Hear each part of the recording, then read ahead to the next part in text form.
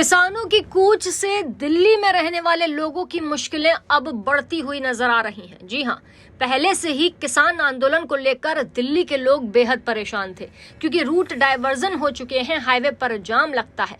लेकिन रोज जाम में 5-5 घंटे लोगों के बीत रहे हैं और अब सवाल ये उठ रहा है कि आखिर इसका जिम्मेदार कौन है। हर दिन जाम में 5-5 घंटे जूझने की पीड़ा से लोग सिहर रहे हैं, कह रहे हैं कि हमारा कसूर क्या है कि सीमा पर हम फंसे हैं। शहर की इस पीड़ा की अनदेखी नहीं की जा सकती। आखिर लोगों की गलती क्या है जो उन्हें समय समय पर ऐसी परेशानियां झेलनी पड़ती हैं। ऐसे विरोध प्रदर्शनों के कारण दिल्ली के लोगों को होने वाली परेशानियों से बचने में आखिर कहां है गतिरोध और जिम्मेदार कौन है, ये सवाल अब खड़े होने लगे। दरअसल पिछले आंदोलन का कष्ट राष्ट्रीय राजधानी क्षेत्र की भौगोलिक के मन से निकल नहीं रहा। अब एक बार फिर से किसानों के दिल्ली कूच से दिल्ली वासियों की धड़कनें बढ़ गईं। माथे पर आर्थिक संकट की शिकन है। हर दिन जाम में 5-5 घंटे लोग जूझ रहे हैं, कह रहे हैं कि हमारा आखिर कसूर क्या है।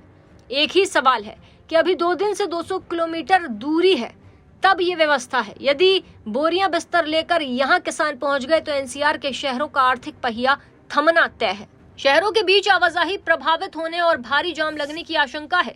यदि धरना कुल लंबा चल गया तो आवश्यक वस्तुओं की उपलब्धता में भी समस्या आ सकती है और परिणाम स्वरूप ये वस्तुएं महंगी हो सकती हैं। बता दें कि ऐसे में सवाल ये उठता है कि आखिर एनसीआर के लोगों की गलती क्या है। एनसीआर को समय समय पर पैदा होने वाली ऐसी विषम परिस्थितियों से बचाने के लिए क्या किए जाने की जरूरत है, इसी की पड़ताल करना यही मुद्दा है।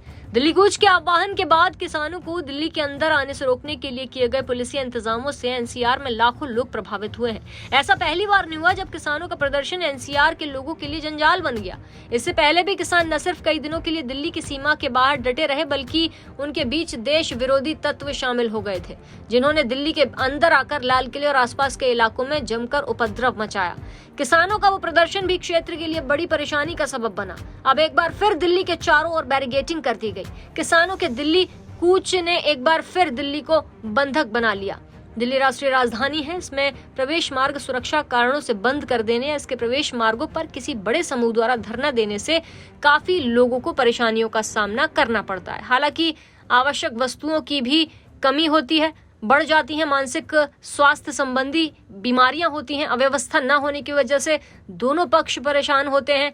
लोकतांत्रिक में विरोध जताने का तरीका शांत होना चाहिए, लेकिन ये आंदोलनकारियों का तरीका है। सड़कों पर धरने से जनजीवन बुरी तरीके से प्रभावित भी होने लगता है।